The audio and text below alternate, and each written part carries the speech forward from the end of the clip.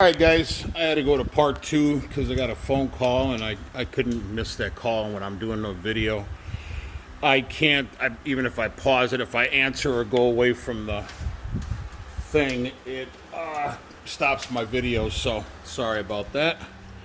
So this will be part 2 of probably 3 videos. Now, I got the fan off. You can see the bracket underneath there, so yeah. And I had to do that because this bolt, this one right here, was behind the fan and I couldn't even get an opening behind there. So, and like I said, I want to clean it all up and paint it anyways. So now I will attack the power steering pump next. Yeah, that's going to be my next one there. It's going to be 5 bolts, probably. Let's see, I'm going to put you on pause and we'll see what millimeter it is. All right, guys, it's a 13 millimeter. Looks like 5 bolts again.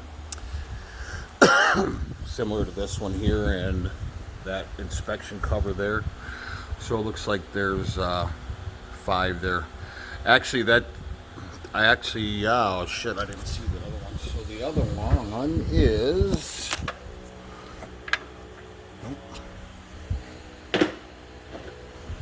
16 maybe? Yep, nope, 15.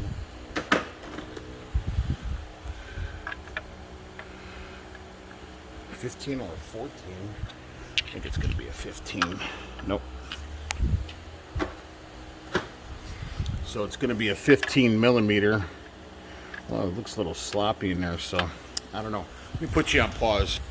All right, yeah, it looks like a 15. So the actual, that plate there or whatever is a 13 millimeter, and then the actual power steering pump is a 15 millimeter.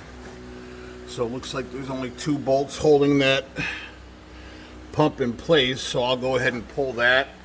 And then I will pull the plate, and then this big bolt here is a 21, so that is there. And then, like I said, these other ones are kind of mismatched, so I don't know if they're 13 or 15s, but once I get to that I'll show you. But so yeah, I'm going to pull the power steering pump off next, and I guess we'll just go from there. All right, guys, that came off. It's actually 6 bolts, and I guess I really didn't have to pull the power steering pump. I don't really care because I already have a new gasket for that anyways. When I put the compressor in, I thought I'd have to pull the power steering pump to get the gears lined up, but it's 6 bolts. Like I said, 13 millimeter. And you can see, so if you ever go to put in your compressor, I did a video on putting in a compressor, and I was lucky on both times where I was able to line up the gear on the compressor. The spider gear went in there perfectly. So anyways, so that's that. Now I will take, my next step is to pull the this whole entire fan bracket here, and then I'll pull this plate down here to see if I got to get up underneath there. Like I said, I've never done this before, so it's kind of a work as I go. But yeah, that's I don't know. This is yeah, a lot of work, but I mean, knock on wood, it's going pretty well so far. So, and it's not really taking a shit ton of time. I think I've been on it. If I would actually calculate without the video, and I had to run and get my forklift and everything, probably an hour and a half so far. I think pulling it all apart so far, maybe 2 hours so far. So, but anyways, I will go ahead and pull this fan bracket next. We'll pull that plate after that, and then I guess we'll just go from there. All right, guys, What I did was because there's so many holes in here, I don't know exactly what.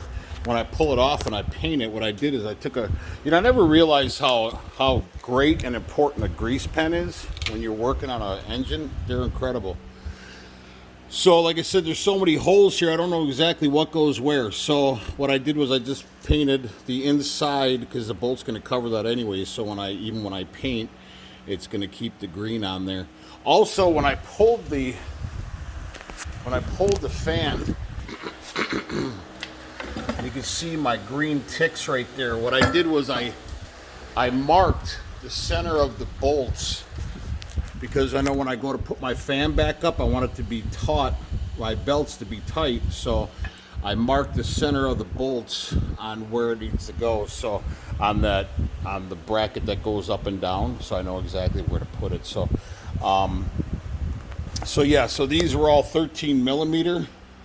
These ones here, these small ones, 13, 15, and then 21, and another big one down there, 21 millimeters. So I'm going to go ahead and put you on pause. I got to break this free.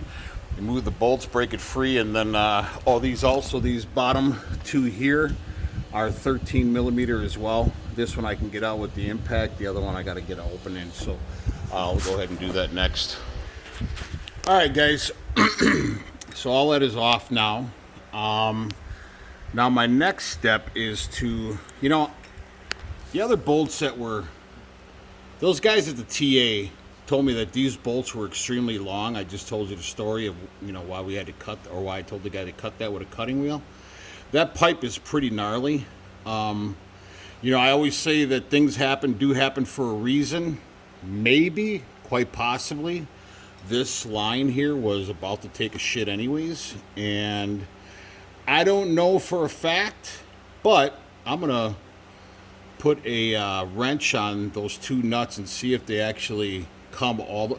I don't see how the engineers would have made that a long bolt that you would literally have to pull off that whole entire pulley to pull this coolant line. That makes absolutely no sense. And shame on me for believing the kids, but I don't think I'm gonna have to take the shroud off. So it looks like I got quite a bit of working room back there. So, and I do have our forklift to actually pull this, because this is all cast iron, so I'm sure it's not going to be light. Probably a couple 100 pounds, I'd imagine. I don't feel like wrenching my back. So, but yeah, so that's it. So I'm gonna grab a open end, and what I've been doing is, all I'm doing is I'm taking the open end, I'm just taking this mallet and I'm just tapping them, and they're actually coming out pretty decent. So that's my next thing I'm going to pull is that coolant line, and then like I said, I'm going to put a new one in because she does look pretty gnarly. So anyways, now I'm just gabbing, so I'm going to put you guys on pause. All right, guys, I'm back. So yeah, the kid was right. These bolts are way too long. I will not be able to get those out. So I don't know how to take off this bad boy right here. So I'm gonna have to get in it and take a look, because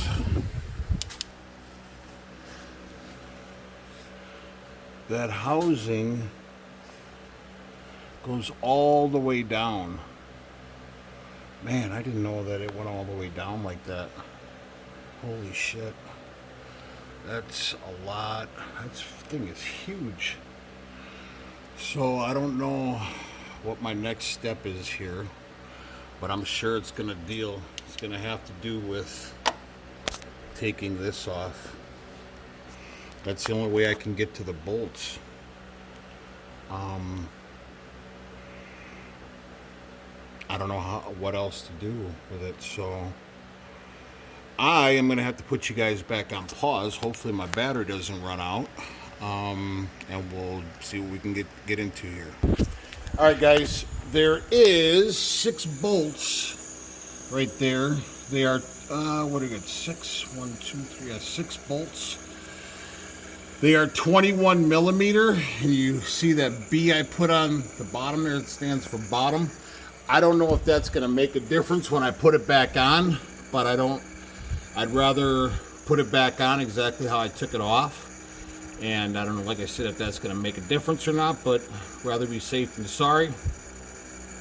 So it is 21, so I just sprayed them down with some lubricant, let it sit for a little while. So I will pull that, which I assume this whole thing will pop right off then. It looks like it's all a one-piece housing. Let's see. Yeah, it's a one-piece housing. So once I undo that, then everything else should come off fairly easy, I would imagine. So yeah, I don't know. I'm pretty intrigued by this, and actually pretty proud of myself that I did this. I used to not even change my own oil on my pickup truck, so, and now I got a whole motor ripped apart that I did myself, all by myself, nobody's help, just myself. Pulling the head, everything, myself, me, one man. Yeah, I am patting myself on the back right now. I'm very, very proud of myself. So this has been a long time. So I think by the time I'm done with that and taking off the housing, probably have about maybe, I think I got out to the shop a little about 2:30. I think I started working, and it is, what time is it? Come on now.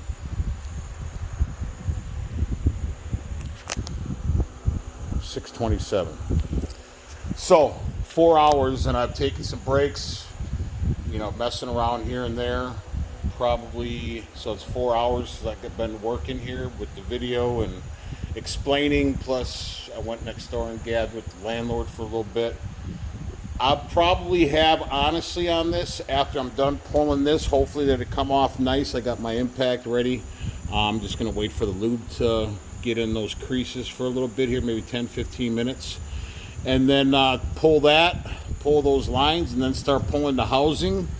I do have, like I said, a forklift. I am going to hook somewhere onto it. Maybe find a bolt I can actually grab onto or something. So, but yeah, I'd probably say start to finish without videos and chatting.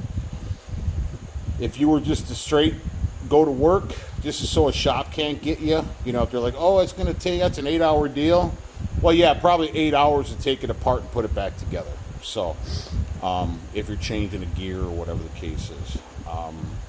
But just to take it apart, probably 3 hours. And then to put it back together, I'm sure it takes a little bit longer. But like I said, I am going to paint all this and clean it all up. So that's the plan anyways, unless I get frustrated and say fuck it. But anyways, I'm going to put you guys back on pause. And then we're going to go from there. All right, guys. Came out very easy. I was surprised. I'm glad I added some lube to it. That's what she said. Anyways, I did add another little tick mark there.